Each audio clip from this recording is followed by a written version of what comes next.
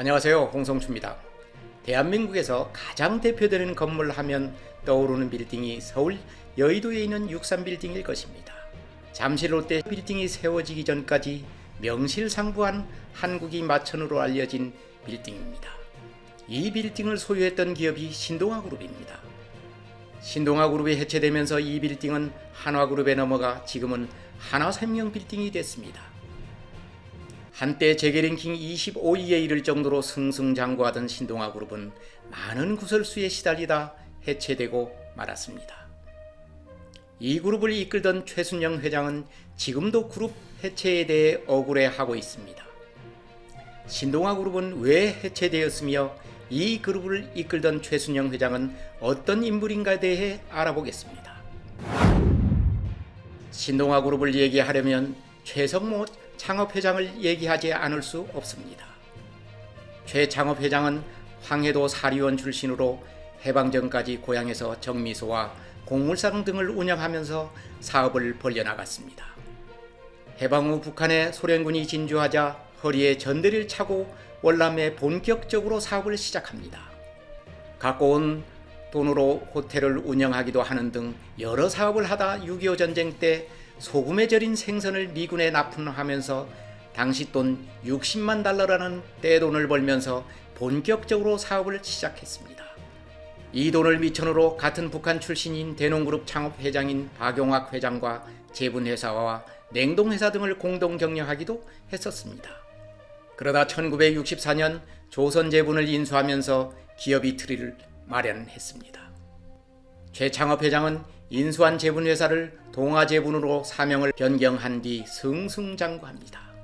당시 제분업은 밀가루를 수입해다가 파는 사업으로 엄청난 이문이 남는 장사였습니다. 이때부터 최 회장에겐 밀가루 재벌이라는 별칭이 붙었습니다.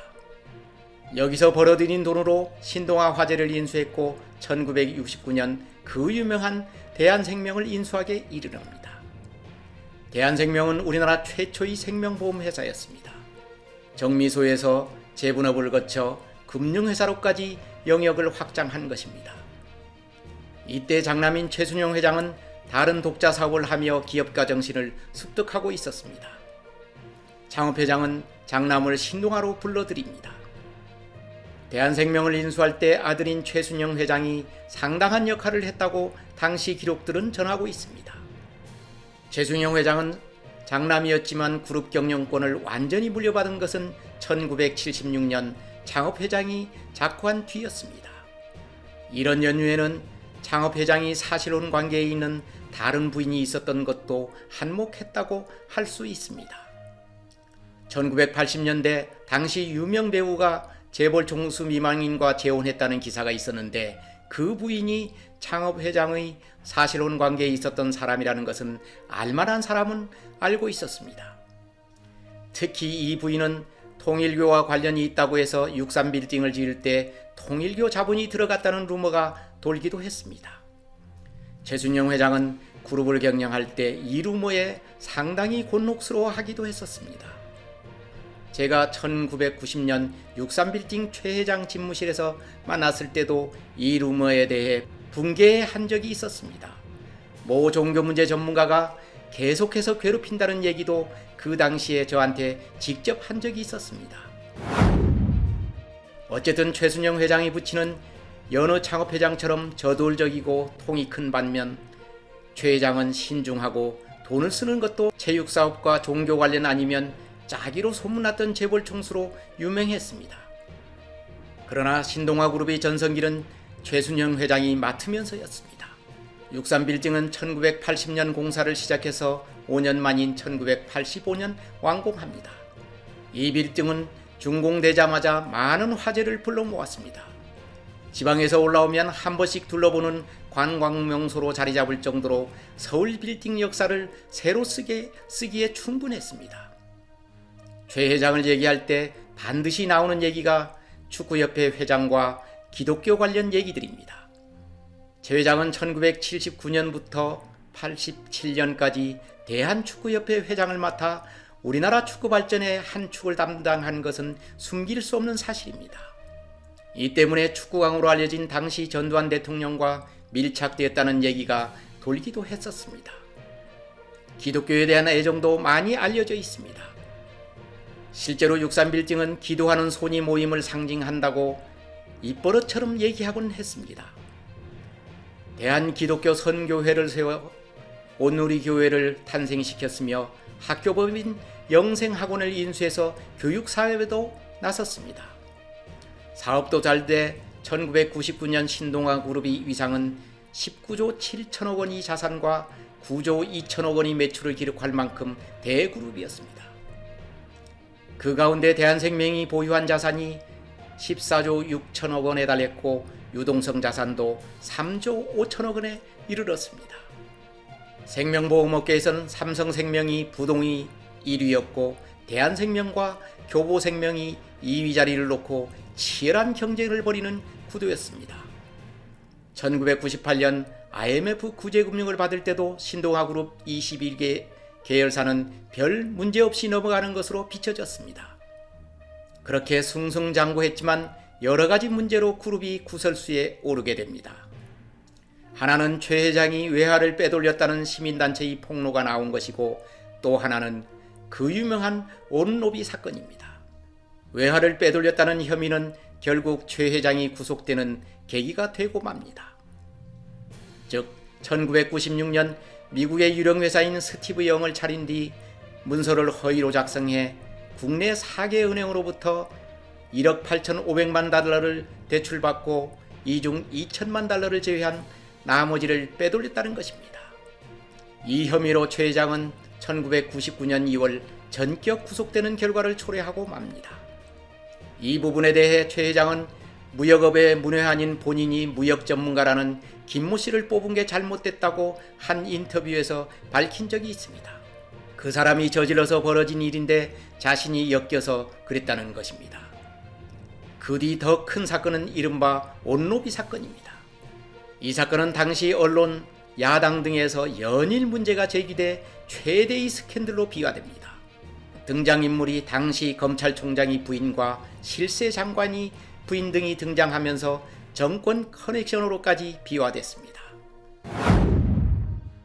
발단은 1999년 5월 김모 검찰총장의 부인이 외화 민발춘 혐의를 받고 있는 신동아그룹 최순영 회장의 부인으로부터 고급 옷을 받았다는 소문을 한 언론이 기사화하면서 비롯됩니다. 이 사건은 걷잡을 수 없이 퍼져나갔습니다. 이를 주선한 사람이 현직 장관의 부인과 유명 의상실 주인이 등장하면서 당시 집권한 김대중 정부에도 부담이 오기 시작했습니다. 연일 언론에서 대서특필되자 검찰이 수사에 착수했고, 검찰은 최순영 회장의 부인이 실패한 로비라고 수사 결과를 발표했지만 의혹은 사그러들지 않았습니다. 결국은 국회 청문회를 열었고 나중에 특별검사가 임명돼 사건을 다시 파헤칩니다. 특별검사팀은 검찰총장의 부인이 호피무늬 반코트를 받았으며 검찰 및 경찰 사직통팀이 그를 비호하기 위해 사건을 축소 은폐했다고 밝혀냅니다. 그러면서 특별검사팀은 최순영 회장 부인이 남편이 구명을 위해 고위층 부인에게 시도한 실패한 로비라고 공식 발표를 하면서 이 사건은 마무리됩니다. 그리고 재미있는 것은 당시 국회 청문회에서 의상 디자이너 앙드레 김씨가 증인으로 나와 본명이 김봉남이라는 것이 밝혀져 한때 화제가 된 적이 있습니다. 어쨌든 최순영 회장이 전격 구속되면서 신동아그룹은 해체의 길로 들어서고 맙니다. 구속된 다음 날 금융감독위원회는 대한생명 자산부채에 대한 특별감사를 실시합니다. 금관위는 실사 결과 대한생명의 부채가 자산보다 2조 9천억이 많아 정상적인 경영이 어렵다는 판단을 내리고 공적 자금을 투입하기로 결정하게 됩니다. 이때가 1999년 9월입니다. 이에 대해 최순영 회장은 한참 뒤 한 월간지와의 인터뷰에서 해체되기 전 신동아그룹의 22개 계열사 재정 상태는 양호했다고 밝힌 적이 있었습니다. 대한생명만 보더라도 자산 규모는 14조 6,800억 원에 달했고 매출액은 9조 2천억 원에 이르렀으며 현금과 예금만 1조 원, 언제든지 현금화할 수 있는 유가증권이 2조 5천억 원이 있었다는 것입니다. 이는 자신을 구속시켜놓고 기업을 해체해버린 사건이라고 항변한 적이 있습니다. 당시 DJ 정권 비선 실세들이 신동아 그룹을 해체하려고 처음부터 작정했었다는 것입니다. 이 부분에 대해서는 최 회장이 일방적인 주장일 수 있으나 1997년 대선 때 DJ 측 관계자가 정치자금을 달라고 했지만 한 푼도 주지 않은 괘씸죄도 한몫하는 것 같다고 직접 밝혔기 때문에 어느 정도 신빙성은 있지 않을까 생각됩니다. 아무튼 정부는 대한생명에 3조 5천억 원이라는 공적 자금을 투입하면서 신동아 그룹은 사실상 해체되고 말았습니다. 대한생명에 공적 자금이 투입되면서 대한생명이 소유한 신동아 화재 주식 66.3%와 63빌딩도 모두 패키지로 딸려나갈 수밖에 없었습니다. 대한생명은 2002년 12월 하나그룹이 인수해 지금은 한화생명으로 이름까지 바뀌고 말았습니다. 63빌딩이나 신동아 화재 역시 한화그룹에 넘어갔습니다. 한화그룹은 대한생명을 인수하면서 단숨에 보험업계 3위 그룹으로 도약했습니다. 한화그룹이 인수를 두고도 특혜가 아니냐는 말들이 지난번 국회에서까지 계속해서 제기된 적이 있습니다. 신동아그룹이 못해나 다름없었던 동아제보는 한때 전두환 대통령이 사돈 기업인 동아원에 인수됐다가 지금은 사조 산업이 인수해 명맥을 유지하고 있습니다. 오늘 63빌딩으로 유명한 신동아그룹이 왜 망했는지와 현 실상에 대해 알아봤습니다. 저는 2세 총수였던 최순영 회장을 직접 인터뷰한 적도 있고 해체 과정도 일선 기자로 지켜보기도 했습니다. 그 유명한 옷 로비 사건도 취재를 많이 했었습니다.